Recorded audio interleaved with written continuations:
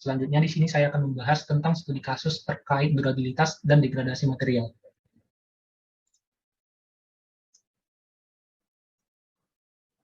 Yang pertama adalah jembatan baja dan beton di lingkungan laut yang hangat. Adapun permasalahannya seperti berikut. Jembatan yang dibuat berupa jembatan gantung kabel dan jembatan cantilever.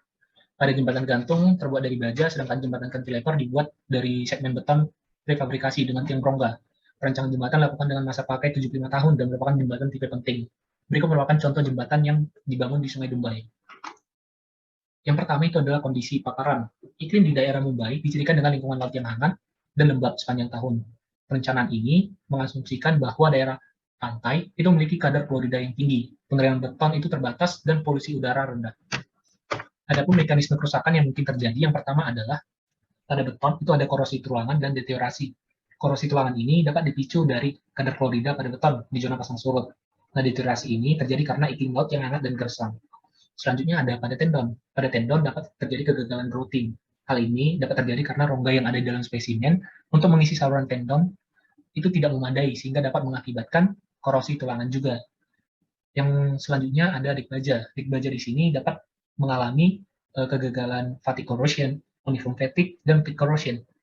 Fatigue corrosion di sini biasanya umumnya terjadi pada dik baja.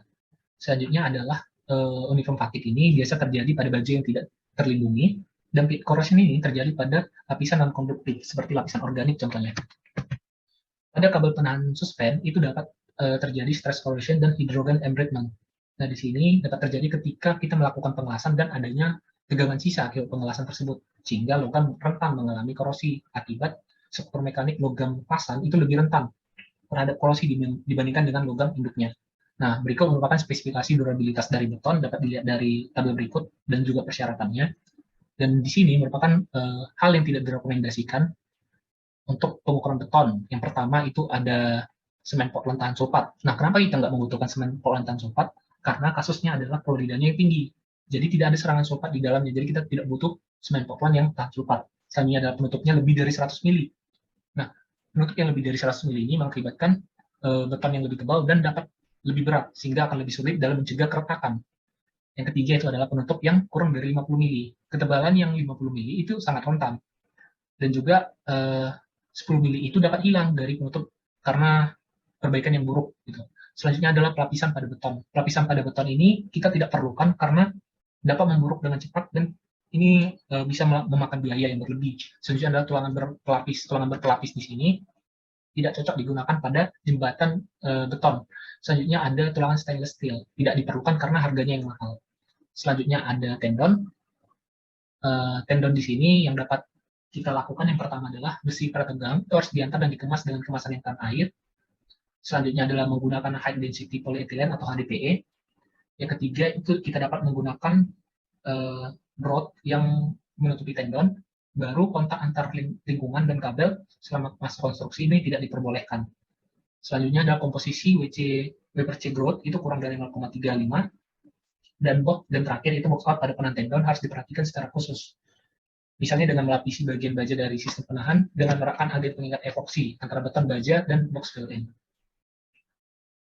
Berikut merupakan spesifikasi durabilitas untuk dek baja. Kita dapat lihat pada tabel berikut.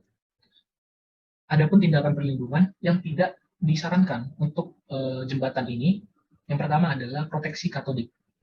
Di jembatan itu konduksinya tidak mencukupi, sehingga untuk menerapkan proteksi katodik itu tidak relevan. Selanjutnya adalah penyeluppan panas galvanasi. Penyeluppan panas galvanasi di sini tidak relevan karena di jembatan itu terlalu lebar, sehingga mustahil untuk dicelupkan. Begitu. Selanjutnya di sini ada kabel baja, penahan suspen. Nah, yang pertama itu hal yang dapat kita lakukan. Yang pertama adalah mencelupkan dengan galvanasi panas sebelum operasi, penarikan terakhir, baru kita dapat melapisinya dengan HDPE atau high density polyethylene. Selanjutnya kita dapat mengisi puttering wax pada rongga-rongga antarkawat, dan terakhir saluran yang dilapisi HDPE tadi itu diterapkan untuk melindungi kabel bajanya begitu. Selanjutnya ada permasalahan yang kedua, yaitu terkait perbaikan tulang pada lantai. Seorang insinyur struktur dan ahli pembedahan beton diminta untuk menyelidiki lantai dasar sekolah yang berupa lantai dasar kuartile. Nah, setelah penyelidikan hasilnya ada keamanan struktur yang terancam selama periode 10 tahun. di luar periode ini tidak dijamin lagi karena proses korosinya masih berlangsung.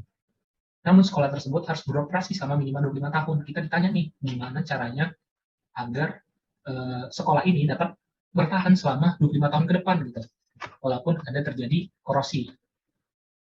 Nah, yang pertama harus kita cari tahu dulu apa yang menyebabkan korosinya. Yang menyebabkan korosinya itu karena kalsium klorida yang dicampur dalam beton.